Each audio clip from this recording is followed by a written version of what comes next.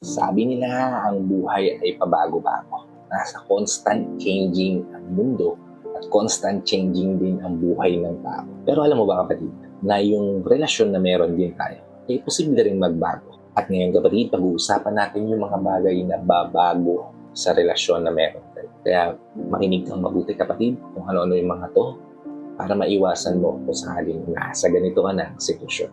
Interesado kang malaman kung ano-ano itong mga to? Tara, pag-usapan natin yan. Just keep on watching.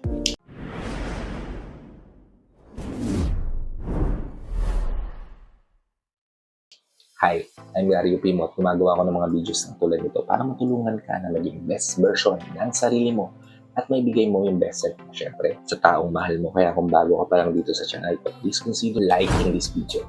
Hit the subscribe button and the notification bell para lagi kang updated sa mga videos na tulad nito na i-upload pa natin sa inahan. At huwag nang paligoy-ligoy pa, yung unang bagay na posibleng magbago ng relasyon na meron kayo ay ang mga bagay na mapagdedesisyonan nyo ngayon. Yes, tama po yung narinig nyo. Yung mga desisyon na gagawin nyo ngayong araw, ay yan yung magpapabago ng hinaharap. Halimbawa, nag-away kayo ng partner mo at napagdesisyonan mo na ayusin yung pag-aaway nyo ngayong araw. Nag-away kayo kanina, inayos mo rin ngayon. Yung future nyo na may hinanakit sa isa't isa, mawawala na yun, madedissolve na yun. Bagkus, mas magiging close kayong dalawa sa isa't isa, mas understanding kayong dalawa sa isa't isa, at mas magiging okay yung pagsasama mo. Dahil yung desisyon na ginawa mo ngayon ay tama. Now, if yung desisyon na ginawa mo ay mali, ano sa tingin mo yung future mo? Halimbawa, nag-aaway kayo ngayon, yung ginawa mo, iniis mo siya, hindi mo siya pinansin, hindi mo siya kinausap. Ano sa tingin mo ang mangyayari kinabukasan? Diba? Mas papatong yung mga pagkakamali, mas makikita mo yung mga gusot, at mas magiging reason pa yan para bumitaw kayo sa isa't isa sa hinaharap. Kaya again, yung mga bagay na posibleng bumago sa isang relasyon o sa relasyon na meron kayo ngayon, ay yung desisyon nyo ngayon. Okay? Dalawa, yung mga pangarap na binuo nyo ng magkasama. Meron kang pangarap on your own.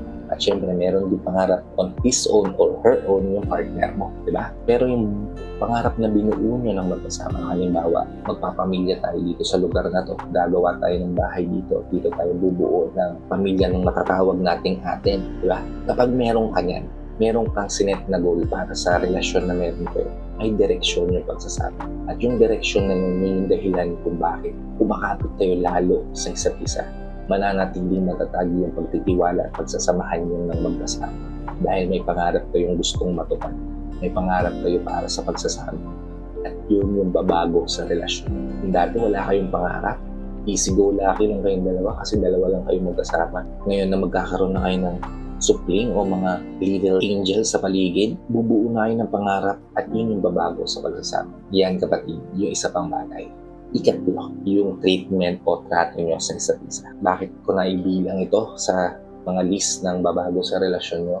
Dahil kung paano mo itatrato yung partner mo ngayon, ganun mo rin siya itatrato bukas sa susunod na araw at sa mga susunod pang mga taon. Kung itatrato mo siya kapatid ngayon na parang isang halagang tao sa buhay mo, ganun din yung magiging treatment niya sa'yo.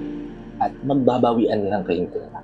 Itatrato mo siya na parang prinsesa, itatrato ka niya bilang hari, itatrato ka niya bilang hari, itatrato mo siya bilang importanteng babae sa buhay mo. Tinatrato mo siya bilang importanteng babae sa buhay mo, itatrato ka niya bilang importanteng tao sa buhay niya. O diba, mas magiging smooth, balayan yung relasyon niyo. At yun yung babago sa pagtitinginan yung dalawa sa isa't isa na despite heavy blows o challenges na darating sa relasyon nyo, yung treatment ng dalawa sa isa't isa, yung attitude nyo toward each other will grow in a good thing, di ba? Yun yung kagandahan yan. Siyempre, pwede rin iba yung treatment niya sa'yo.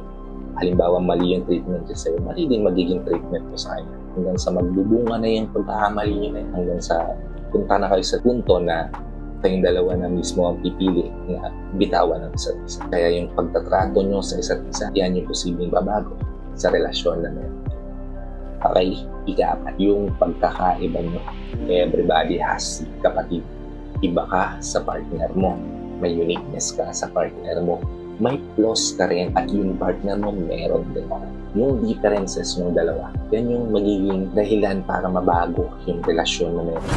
Now, it's up to you, kapatid, kung paano mo i-handle yung pagkakaiba ng dalawa. Kung ikaw ba yung mag-a-adjust palagi o yung partner mo yung mag-a-adjust para sa. Pero kapatid, yung differences na yan, posibleng maging double-edged sword na tinatawag na pwedeng makasugat sa partner mo o makasugat sa iyo at maging dahilan para masira yung pagsasama. Pero pwede rin yan maging dahilan para mapayabong yung pagsasama niyo kung aayusin mo at magdidesisyon ka ng tama ngayon. Halimbawa, yung partner mo, nakikita mo yung mga flaws niya at ikaw bilang partner niya, tanggap mo kung ano yun. Posibleng yung relasyon niyo ay mag-grow kapag ganito yung mindset o thinking ng dalawa. Kaya yung differences mo, yun yung magpapabago sa relasyon mo.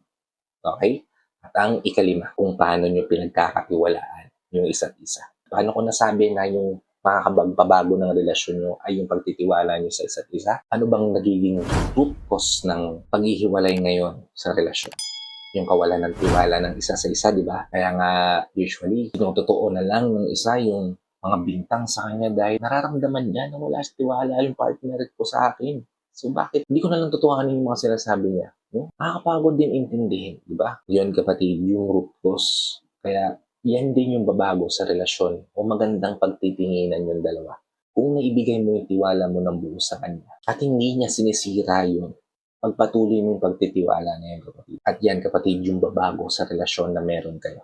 Kaya wag mo ibabaliwalain ang mga bagay na to dahil itong mga bagay na to ang makakapagsalba ng relasyon na meron kayo. So, I hope nabigyan ko kayo ng insight, ideas, o tips dito sa video na ito. If nabigyan ko naman kayo ng ideas, please help me share this to your loved ones na posible rin natin matulungan ng video na ito. Para nakatulong na kayo sa kanila, nakatulong na rin ako sa kanila. Sa lahat pala ng FW viewers natin at sa mga viewers natin dito sa Philippines na sa mga nanonood, sumusuporta at palagi nakatune in sa bawat video na ina-upload ko. Maraming salamat po sa paligid niyo, panonood at pag-support. Kung bago ka pa lang dito sa channel ko, please consider liking this video. Click the subscribe button and the notification bell para lagi kang updated sa mga videos na tulad nito na i-upload na natin sa inahanap. So, hanggang dito na lang mga kapatid. Maraming salamat ulit sa panonood. I hope to see you all on my next vlog. Ingat ka din palagi kapatid. May God bless you and always protect you. Peace. Whenever your heart is broken